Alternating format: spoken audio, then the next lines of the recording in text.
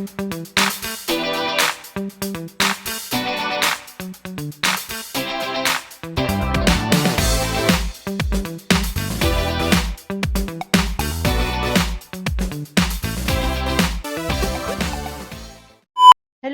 good morning. Ayan, magandang araw po sa inyong lahat. So, bago ako mag-umpisa guys, ay welcome back to my channel. Siyempre, Hilda Chavez Ebio po, ayan. So, ngayong araw na ito guys, ay paakyat kami ng Baguio City. So, tulad ng ipinangako ko dun sa last video ko, na tuwing aakyat ako ng Baguio guys, ay ipapasyal ko kayo sa mga tourist spot na pwede kong puntahan doon dahil meron kaming sasadyain na naman doon. Kaya dediretso na kaming pumunta doon sa iba't ibang mga lugar na maganda na pwede kong ipakita sa inyo. So ayan, kahit sa pamamagitan lang ng aking video guys ay para ko na rin kayong naidala sa Baguio. Kasi napakaganda talaga ng Baguio City. Unang-una guys, ang weather, napakaganda, napakasarap ng weather sa Baguio City.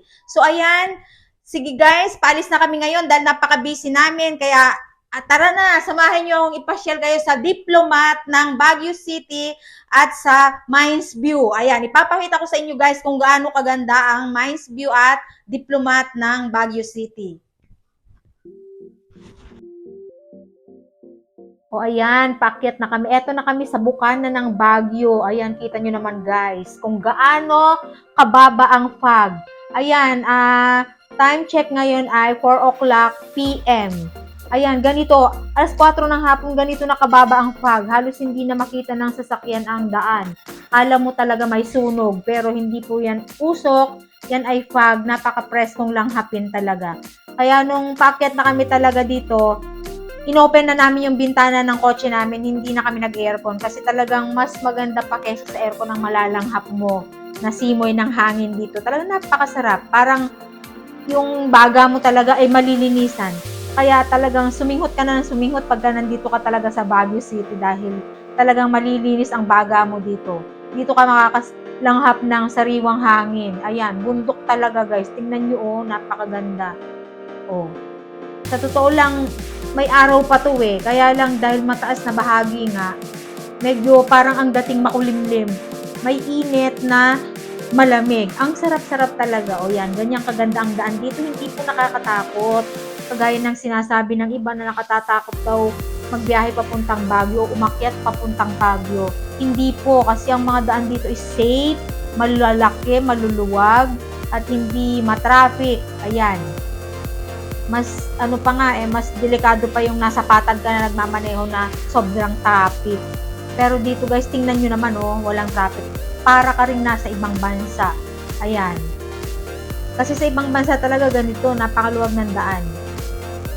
Tsaka maganda dito guys, kung magagawi kayo dito, mapapansin nyo yung mga tao dito napakadisiplinado. Eto. Ayan na kami sa pamamasyal namin. Ayan. Nandito kami ngayon muna sa SM City ng Baguio. Ayan. Overlooking talaga guys. Pag nandito ka sa taas ng SM City dito, makikita mo yung buong kabayanan. Ayan, napakaganda. Tanaw na tanaw mo yung mga bahay, mga bundok, tapos malalanghap mo yung lamig ng hangin dito sa taas ng SM City. Ayan. Talagang nag-e-enjoy kami talaga kapag nandito kami sa Baguio. Try nyo din pumunta guys. Kung mayroon kayong time na papunta kayo ng norte, ay dumiretso na kayo. Huwag nung pabayaan na tumanda kayo na hindi kayo dito nakakarating. Ayan. Kami nga dahil malapit lang naman kami dito, galing sa Tarlac hanggang Baguio, mga 3 hours. Basta walang problema dun sa daan, saka sa sasakyan. Ay napakabilis ng biyahe kasi nga walang traffic. Ang bilis-bilis ng biyahe. Ayan, imagine guys. Ayan, tingnan nyo. So, dito kami muna sa Mines View unang pupunta. Dahil natapos na kami dun sa SM, na meron lang kaming konting bilili doon at pinuntahan. Ayan, dito na diba guys? Napapansin nyo, ayan. Naka-sweatshirt talaga todo kasi malamig naman talaga. Giginawin ka. Ayan, ang Mines View. Itong mga estatwa ng Igorot. Ayan, pwede magpa-picture dyan guys. Magsuot ng kanilang itong panlagay sa ulo na ito na parang hat. Ayan, simbolo ng pagiging Igorot. Ayan. Di ba guys? Saan ka pa? Oh. At pag nagsuot ka nito guys, halimbawa nagpicture ka, may donation lang. Wala pong presyo ang kanilang sinisingil. Ikaw ang bahala kung magkano i-donate mo sa kanilang donation box. O, ayan si Bossing. O, ayan, nakigaya din. Kasi inggit-inggit naman siya sa akin. So, ayan, nagganyan na rin siya. O, diba, dalawa kami. Tandem talaga kami yan, guys. Kapag namamasyal, hindi talaga pwedeng hindi kami magkasama nito. O, diba, parang ate ko lang. O, diba? Next, ayan. Post muna. Kasi, kwanto sawa naman ang posing dito eh. Kung anong gusto mong gawin. Yan. Bili muna kami ng taho. Ayan. Etong taho na ito guys, strawberry flavor. Ayan. Best seller po yan dito sa Baguio City. Ang kanilang taho na may strawberry flavor at napakainit talaga. Yung nga lang guys, medyo may presyo yung kanilang mga tinda. Kasi dahil nga maraming turista, ayan, tsaka masarap din naman. Kaya medyo, kung i-compare mo sa price ng mga bilihin natin, eh medyo may price yung kanila. Pero sulit na sulit naman. So, ayan, kain muna kami ng taho bago kami papasok sa Mines View. O, diba? Ang sarap ng taho talaga. Ayan. O, dito na nga kami sa entrance, guys. Ayan. Una pa lang, makikita nyo na lang dami-daming souvenir na pwedeng bilhin. Ayan, iba-iba yan, guys. Ang karamihan dito gawa sa kahoy. Nag-uukit talaga sila. Tsaka marami din mga keychain, mga pang-souvenir lang naman, pampasalubong. At ang kanilang mga native product dito ay gawa talaga ng mga igorot karamihan at mga ukit. Ayan, mas maraming native product talaga yung karamihan na tinda. So ayan, papasok na kami dito at may tamang daan lang sa papasok at meron ding tamang daan sa paglabas para hindi magulo at hindi ka malilito. Tsaka mapapansin mo dito guys, talagang sumusunod sila sa tama. Hindi katulad sa ibang lugar na talagang minsan nawawala yung disiplina ng mga tao. Pero dito ang napansin ko talaga, napaka-disiplinado ng mga tao. Lalo kapag alam nilang turista ka, talagang iniingatan ka nila. Yun, ayan. Hindi sila nananamantala, ayan. Sa observation lang namin ha, ewan ko lang yung mga iba kung anong experience nila. Pero kami, pingakyat kami dito, yun ang lagi namin napapansin. Lalo na kapag sa daan, yung may sasakyan ka, bigayan po dito. Hindi kagaya sa ibang lugar na unahan walang bigayan, ayan, nag-aaway sa daan. Dito hindi bigayan. Ayan, tsaka pag tatawid ka dito, patatawidin ka muna ng mga sasakyan, i-stop talaga sila, patatawidin yung tao. Talagang para kang nasa ibang bansa din, pagdating sa disiplina, sa ganda, sa linis, ayan. Talagang pwede mong ipagmalaki ang Baguio City ng Pilipinas.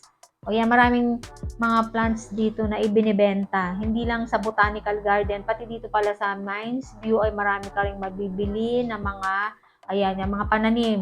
Kung gusto nyo magtanim, marami din dito. Ayan, at meron na rin mga nakatubo na, buhay na, bilihin nyo.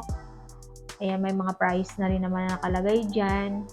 O diba guys, napakaganda talaga oh. At saka nga pala guys, pag paakyat kayo dito, makikita nyo yung may mga kabayo dun sa baba. Pwede kayong mag-rent doon kung gusto nyo sumakay ng kabayo. Kami talaga hindi na kami nag-try kasi hindi na namin bet sumakay pa ng kabayo.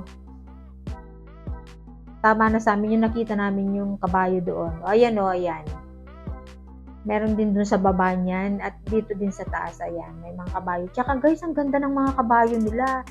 Talaga nainggit ako dun sa bangs ng kabayo. Ang straight ng buhok. Ayan. O, dito na ngayon. Papasok na. Talagang bundok ito. Yung tatapakan mo dito, guys. Talagang mga bato. Talagang iniisip ko paano kaya nila ito nalikha. Ayan, may mga ano din dito, guys. Mga warning kung anong mga dapat gawin at hindi. Kaya talagang dapat sumunod ka. Tsaka mahihiya ka rin naman na halimbawa itatapon mo yung basura mo, magkakalat ka, mahihiya ka rin. Kasi talagang malinis sila dito. Kung iisipin nga, bundok, dapat bundok nga walang makakakita, parang ganun. Pero dito, hindi. Talagang sumusunod sila sa disiplina ng bayan nila. Ito na Mines View. Ayan. Ganito lang siya. Overlooking lang dun sa baba. Ayan. Tanaw bundok sa dulo. At malamig na malamig ang simoy ng hangin. Kaya, napakasarap. Napakasarap huminga sa ganitong mga lugar. Tingnan nyo, kala mo, abot mo na ang ulap. Para ka rin nasa ulap. Ayun, syempre, mag-iingat lang guys kasi talagang napakataas ng lugar na ito. Kasi marami na rin yata nadidisgrasya dito sa mga mga nag-tourist na hindi sila nag-iingat.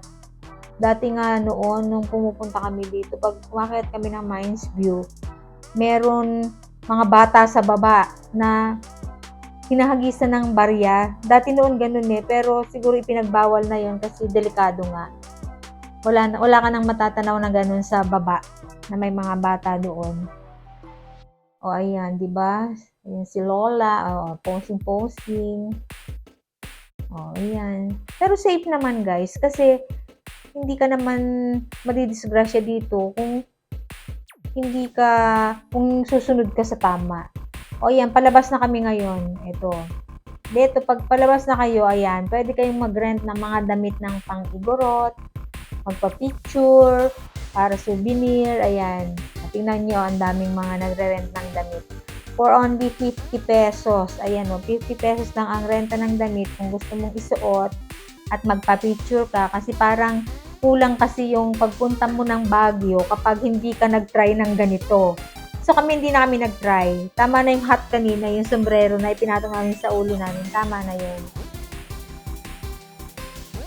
Tingnan nyo guys, ang gaganda talaga ng mga bulaklak, mga halaman na ibinibenta nila. Hindi ko lang alam kung pag dinala mo to sa baba, pag bumaba ka na, dinala mo dun sa lugar mo na mainit, hindi ko alam kung kaya niyang mabuhay. Pero sabi ng mga nagbebenta dito, kaya daw, pwedeng mabuhay dun sa baba, sa mainit na lugar. Dito, ito yung palabas, exit na ito guys. Madadaanan mo pag exit na yan, lahat bilihan ng souvenir. Meron ding bilihan dun sa papasok at sa pag-exit nyo, iba rin yung daan, may bilihan na naman. Ayan, mas marami ang tinda dito sa pa-exit kaysa dun sa pasok. Tingnan nyo guys, 3 for 100 ang keychain, bracelet, ayan, may ref magnet, 3 for 100, talagang sulit ka, hindi naman mabigat sa bulsa. Kayang-kaya mong bilhin at kung may papasalubungan ka na mga tao na gusto mong bigyan, mabibili mo to, kaya mo lang din. Ayan, may mga pagkain din, ayan, karamihan naman dito talaga guys, lengua, peanut brittle, ayan, strawberry jam, cheese bar, ayan, mga ganyan. Yan ang mga madalas dito makikita. Basta may mga ganyan, galing Baguio talaga.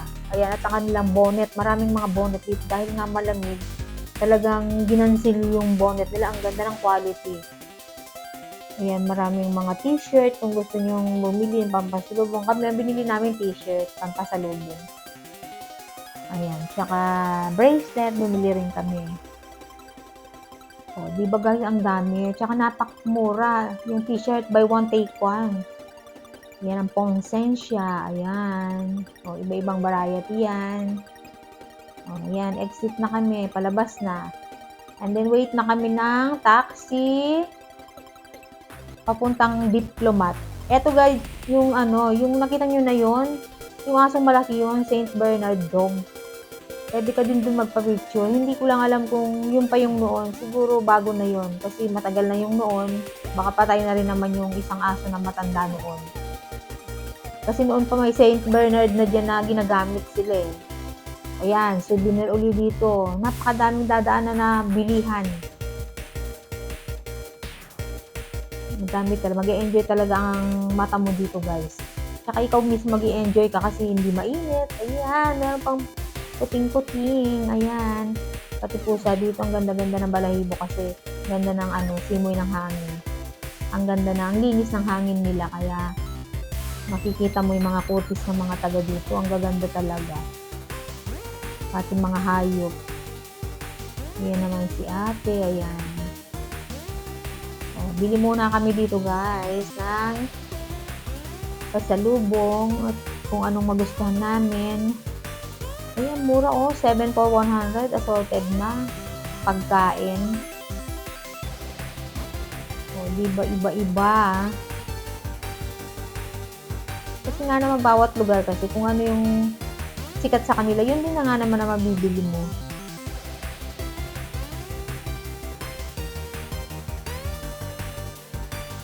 Yan, dami. Sawa talaga mata mo dito. Daming pagpipilian. Hindi isang tindahan lang. Talagang tabi-tabi sila.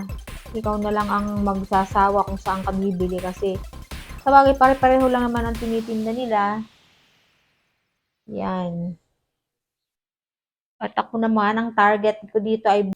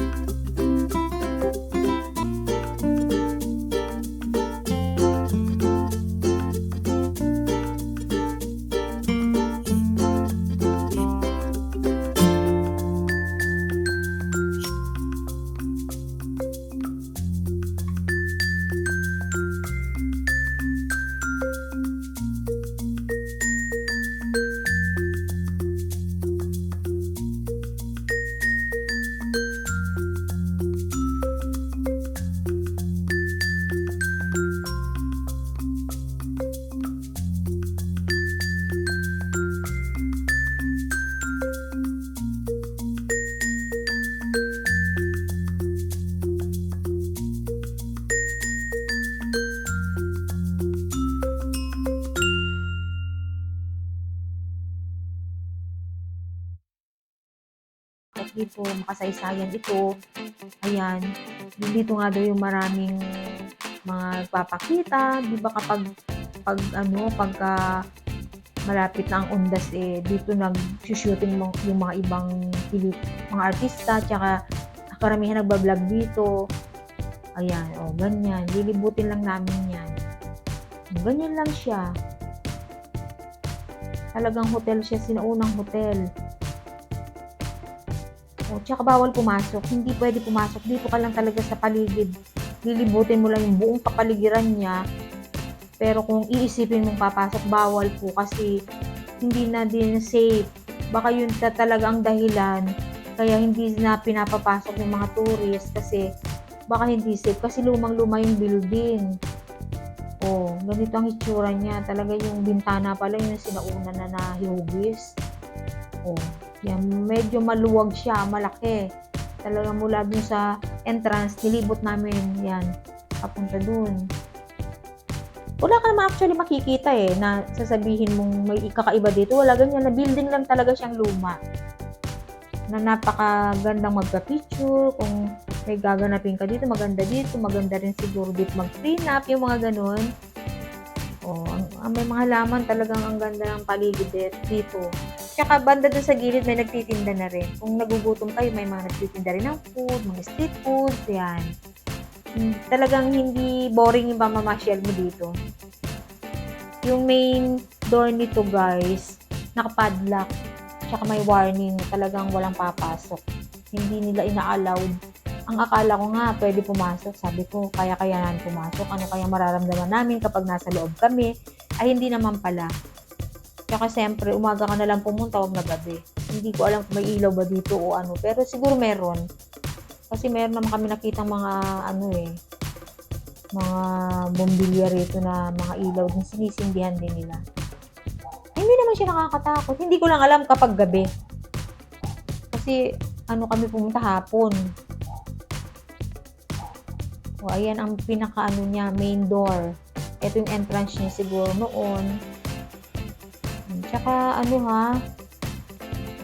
bawal dito mag-standby o gagawin kung ano-ano, hindi pwede. Kasi kung sa ibang lugar lang, pagka ganyan, puno na sila ng basura, maraming vandalism. Pero dito wala. Kasi talagang maganda, malinis ang lugar nila. Bawal nga dito guys yung dumura. May mga sign na nakalagay sa mga park na bawal dumura, yung ganun. So ayan, tapos na namin nalibot guys itong palibot ng Diplomat Hotel na ipakita ko na sa inyo. Although hindi kami nakapasok at ready na kaming bumalik ngayon sa aming destinasyon. So ayan po, tapos na ang aming ganap sa Baguio. Nag 3 days and 2 nights kami doon. So ayan, ngayon papauwi na kami. So nag-stop over lang muna kami dito para kumain. So ayan, thank you very much guys for watching my video. At salamat sa lahat ng sumusuport sa aking mga followers, subscribers, viewers. Ayan. So ayan guys, advance Merry Christmas sa inyo. At sa susunod ulit ay baka mapuntahan namin yung iba pang mga tourist spot na gusto kong ipakita sa inyo. Every time po na pupunta kami doon, may sinasadya kami doon, talaga sinisingit namin na makapunta sa mga iba't ibang tourist spot para maipakita ko rin sa inyo at ma-share. Ayan, thank you very much guys. Till next video, God bless!